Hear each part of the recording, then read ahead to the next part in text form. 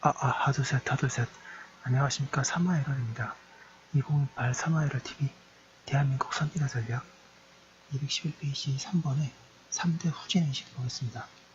사마에럴 TV 절차 구독 추천을 부탁드리고 유튜브 구독 재생 영상 추천합니다.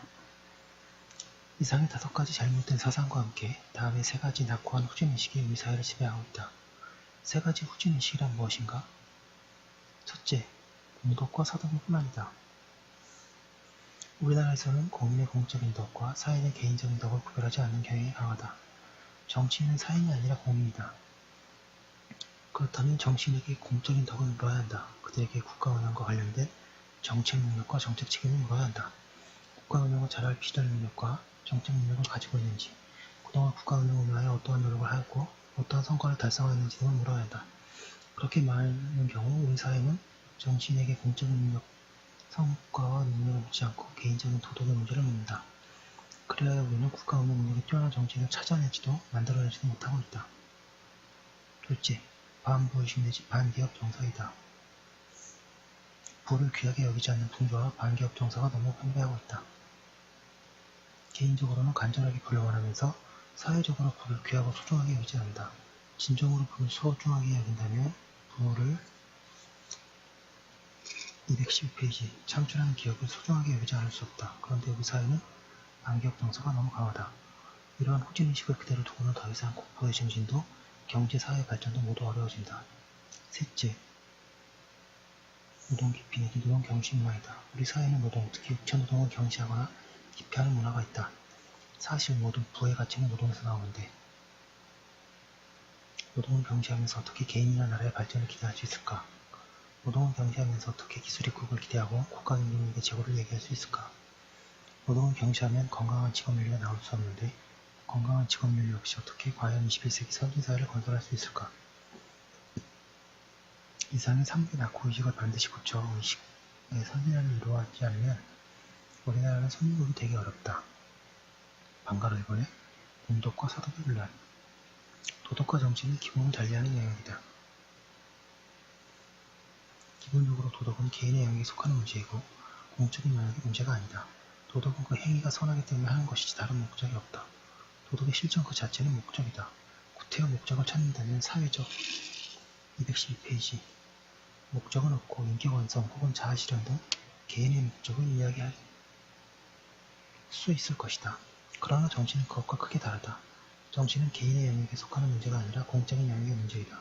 정치는 공동체가 당면한 문제를 해결하고 공동체의 발전을 도모하기 위한 집합적 노력이다. 정치에 대한 평가는 기본적으로 공적인 평가이며 공동체의 발전이라는 목적을 얼마나 잘 달성할 수 있는가를 바탕으로 평가해야 한다. 따라서 정치에 대한 평가도 기본적으로 그 개인에 대한 사적인 평가가 아니라 국가 운영 의무과 그 성과에 대한 공적인 평가여야 한다. 그가 국가라는 공동체의 문제 해결을 얼마나 기여했는지, 공동체의 발전을 얼마나 기여했는지 객관적이고 과학적인 기준을 바탕으로 평가하고 판단하여야 한다.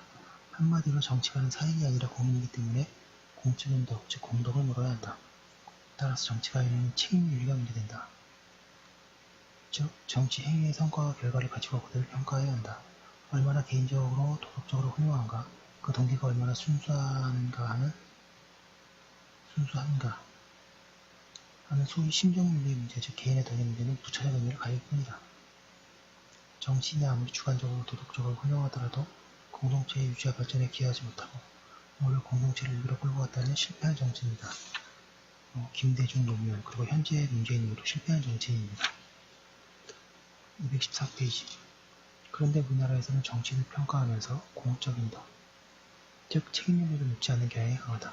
정치인으로서 공동체의 과제를 얼마나 잘 풀었는지, 공동체의 발전에 얼마나 많은 기여를 하였는지를 묻지 않는다. 오히려 정치인에 대한 평가를 개인적인 덕, 사적인 심정윤리를 가지고 평가하려고 한다. 우리 사회는 정치인에게 공동체 발전에 얼마나 기여했는지 묻지 않고 개인적 도덕적 약점의 유무에 대하여 관심이 너무 많다. 공적인 도덕은 묻지 않고 사적인 도덕을 너무 중요시한다. 그래서 그 재산과 가족관계를 둘치고 지극히 개인적 가정생활을 퍼붓는다. 부모가 친일을 하였는가 빨치산이었는가, 자식이 군대를 갔는가 안 갔는가, 부부가 화목한가 아닌가, 재산이 많은가 적은가, 이런 것들이 관심의 주요 대상이다. 개인윤리, 심정윤리의 문제는 정치인을 평가하는 하나의 참고자료가 될 수 있다. 그러나 우리나라에서는 그것이 가장 중요한 기준이 되는 경향이 있다. 이는 본말이 전도된 현상이다. 이는 봉건사회에서나 나타나는 전 근대적 현상이다. 그러니까 대한민국은 아직도 봉건사회를 벗어나지 못했다는 쓴소리가 많죠. 21세기 국가 간 경쟁이 격화되는 세계화 시대에 한 나라 정치 지도자의 정책 비전과 정책 능력은 그 나라의 발전에 결정적인 역할을 하게 된다. 정치 지도자의 국가 정책 능력, 국가 운영 능력의 유무 혹은 그 정도에 따라 나라의 명과 국민 민복의 앞날이 달라진다. 따라서 오늘날 같은 시대에서는 정치인을 평가할 때 개인윤리 215페이지, 심정윤리로 판단하지 말고 결과책임과 책임윤리로 판단하여야 한다. 개인적인 도덕의 문제로 판단하지 말고 공적인 성과를 가지고 판단하여야 한다. 그 사람이 국가 발전과 국민 민복을 위하여 지금까지 얼마나 많은 일을 해왔고 앞으로 얼마나 많은 일을 할 수 있는지를 냉정하고 객관적으로 평가해야 한다. 그리고 선택하여야 한다.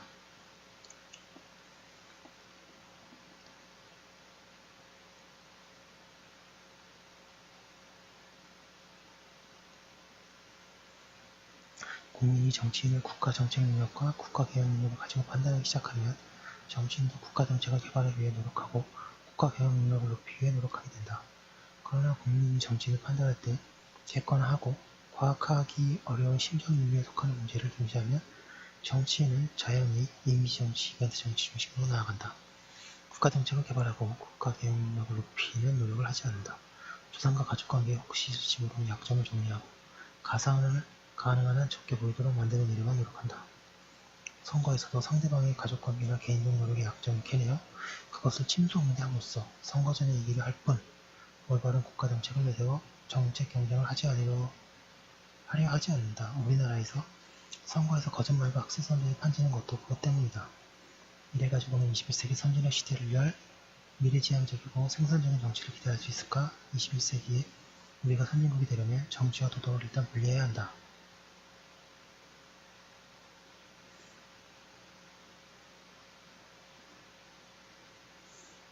그리하여 정치인에게 215페이지 올바른 국가경영의 경륜과 능력을 가지고 있는지, 국가정책을 개발하고 추진할 능력이 지녔는지 등을 우선적으로 물어야 한다. 그래서 그들로 하여금 그러한 방향으로 노력하도록 인도하여야 한다. 그러면 정치인에게 도덕은 전혀 문제가 되지 않는다는 말인가? 그것은 아니다. 앞으로 21세기에는 정치인에게 하나만 요구하면 된다. 정직성이다. 여기서 강조하는 것은 국가정책의 정직성, 즉 정책 정직성이다. 국가정책에 거짓이 있어서는 안 된다. 나라가 어려우면 어려운 것을 솔직히 국민에게 알려야 한다. 통계를 자신에게 유리하게 조작하는 것은 대단히 큰 잘못이다. 아니, 2006년에 나온 책인지 2018년 문재인 정부가 통계를 조작하는 것을 벌써 예언을 하고 계십니다. 정말 대단하지 않습니까? 정책 효과를 전인빛 일색으로 포장하는 것도 큰 잘못이다. 정책 실패를 숨기는 것도 큰 잘못이다. 여기서 정직성은 단순히 개인적인 도덕의 문제가 아니다. 단순히 심정윤리의 문제가 아니다. 일정의 공동체적 책임윤리의 문제이고 공적인 정치 도덕의 문제이다. 더 나아가 지도자의 정책 정직성이 있어야 정책에 대한 국민의 신뢰가 생긴다. 국민이 국가 정책을 신뢰하면 그 정책이 효과적으로 추진되고 기대했던 정책 효과도 거둘 수 있다. 따라서 정치인의 정책 정직성은 국가의 정책 성공을 위하여도 필수 불가결한 요소이다. 앞으로 우리나라가 선진국이 되려면 우리는 정치인에게 두 가지를 217페이지 요구하여야 한다. 첫째는 무엇보다도 먼저 국가정책 능력과 국가운영 능력을 요구하여야 한다. 국가정책을 올바로 수립, 집행, 평가할 수 있는 정책 능력이 있는지를 물어야 한다. 정치의 권력은 공동체의 유지와 발전에 얼마나 구체적으로 기여할 수 있는지, 그리고 기여하는지 물어야 한다. 정치인의 공덕을 물어야 하는 것이다. 둘째는 국가정책의 정직성을 철저히 요구해야 한다. 국민은 이 두 가지, 즉 정책 능력과 정책 정직성을 정치인에게 요구하고 두 가지를 바탕으로 정치인을 평가하고 선택해야 한다. 그래야 21세기를 해치고 나아갈 올바른 정치인을 뽑을 수 있다. 그래야 우리나라 정치가 한 단계 질적 도약을 하고 진정한 정치 선진화를 이룰 수 있다고 이빠른 소리를 하셨습니다. 정치인들이 좀 세게 들어야 되는데 순간좀 좌파 정치인들은 이런 걸 모르고 또 자기 잘났다고 살겠죠 평생. 참 걱정스럽습니다. 여기까지 한 걸로 두고 다음 거에 하도록 하겠습니다. 잠시만요.